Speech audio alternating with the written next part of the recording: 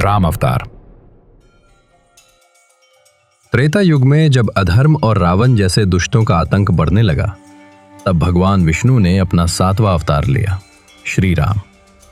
त्रेता युग में सरयू नदी के तट पर स्थित कौशल राज्य की राजधानी अयोध्या में सूर्यवंश के प्रतापी राजा दशरथ का शासन था। वे धर्मनिष्ठ और प्रजावत्सल थे, लेकिन संतानहीन थे।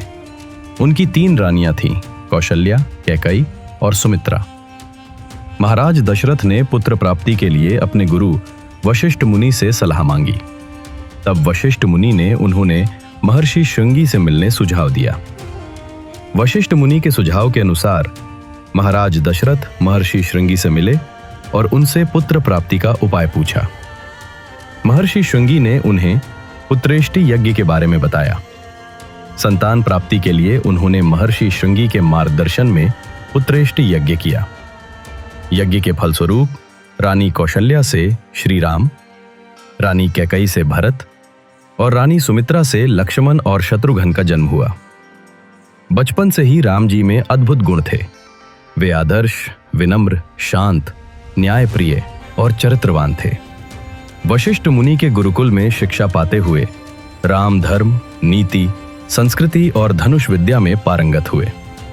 सभी राजकुमार शस्त्र और शास्त्र विद्या में निपुण थे। जब श्री राम 16 वर्ष के हुए, तब महर्षि विश्वामित्र राक्षसों के आतंक से यज्ञ की रक्षा हेतु उन्हें साथ ले गए। वहां राम ने राक्षसी तालका और सुबाहु जैसे राक्षसों का वध किया और महर्षि विश्वामित्र का यज्ञ सफल हुआ। महर्षि विश्वामित्र राम के इस कार्य से बहुत प्रसन्न हुए और उनको कई दिव्य अस्त्र प्रदान किए। इसके बाद महर्षि विश्वामित्र राम और लक्ष्मण को मिथिला ले गए, जहां राजा जनक ने अपनी पुत्री सीता का स्वयंवर रखा था। स्वयंवर की शर्त थी भगवान शिव के विशाल धनुष को उठाकर प्रत्यंचा चढ़ाना। अनेक राजाओं ने प्रयास किया, पर कोई सफल न हो सका। तब राम ने सहजता से धनुष उठाया और उसे तोड़ डाला। इसके पश्चात राम, सीता और उनके भाइयों का विवाह संपन्न हुआ। अयोध्या लौटने पर राम के राज तिलक की तैयारी होने लगी, लेकिन रानी कैकई अपनी दासी मंथरा के कहने पर राजा दशरथ को अपने 2 वरदान याद दिलाती है। राम को 14 वर्षों का वनवास और भारत को अयोध्या का राज सिंहासन। राजा दशरथ विवश होकर ये वचन निभाने को बाध्य हुए। राम ने बिना किसी विरोध के पिता की आज्ञा स्वीकार की और सीता तथा लक्ष्मण के साथ वन की ओर प्रस्थान किया। वनवास के दौरान अनेक घटनाएं हुई। वनवास के दौरान लंका के राजा रावण की बहन शूर्पणखा ने राम पर मोहित होकर सीता पर आक्रमण किया, जिसके उत्तर में लक्ष्मण ने उसकी नाक काट दी। प्रतिशोध लेने हेतु रावण ने मारीच राक्षस को सोने का हिरण बनाकर भेजा। जब राम और लक्ष्मण कुटिया से दूर थे, तब रावण ने साधु के भेष में आकर छल से माता सीता का अपहरण कर लिया। रास्ते में वृद्ध पक्षीराज जटायु ने रावण से युद्ध किया, किंतु रावण ने उनके पंख काट दिए। रावण ने सीता को लंका ले जाकर अशोक वाटिका में बंदी बना लिया। सीता की खोज में राम लक्ष्मण की भेंट हनुमान, सुग्रीव और वानर सेना से हुई। राम ने बाली का वध कर सुग्रीव को किष्किंधा का राज्य दिलाया। हनुमान जी समुद्र लांघकर लंका पहुंचे और सीता जी का पता लगाया, जहां उन्होंने अशोक वाटिका में माता सीता को श्री राम की अंगूठी दी।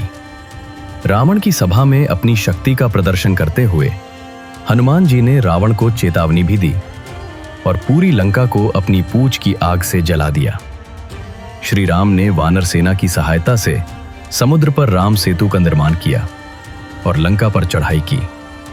भीषण युद्ध हुआ, जिसमें लक्ष्मण ने मेघनाद का और श्री राम ने कुंभकर्ण व अंततः अहंकारी रावण का वध किया और सीता जी को मुक्त कराया। विभीषण को लंका का राजा बनाया गया और माता सीता की अग्नि परीक्षा के पश्चात वे अयोध्या लौटे। पूरे नगर में दीप प्रज्वलित कर उनका स्वागत हुआ। उसी दिन से दीपावली का पर्व मनाया जाता है। अयोध्या में राम राज्य की स्थापना हुई, जहां धर्म, न्याय और समृद्धि का वास था। लेकिन कथा यही समाप्त नहीं होती। प्रजा की शंका और आलोचना के कारण राम ने सीता माता को वन भेज दिया, जिसके बाद माता सीता महर्षि वाल्मीकि के आश्रम में रहीं। वहीं उन्होंने लव और कुश को जन्म दिया। अंत में जब सीता ने पुनः अग्नि परीक्षा देने से इनकार कर दिया तो वे धरती माता की गोद में समा गईं। राम ने अपना राजकाज अपने पुत्रों को सौंपकर सरयू नदी के तट पर जल में प्रवेश कर शरीर त्याग दिया और पुनः भगवान विष्णु स्वरूप में वापस लौट गए। राम अवतार केवल एक राजा की गाथा नहीं है, बल्कि ये आदर्श पुरुष, आदर्श पुत्र, आदर्श पति और आदर्श राजा की जीवन प्रतिमा है। इसलिए उन्हें मर्यादा पुरुषोत्तम कहा जाता है।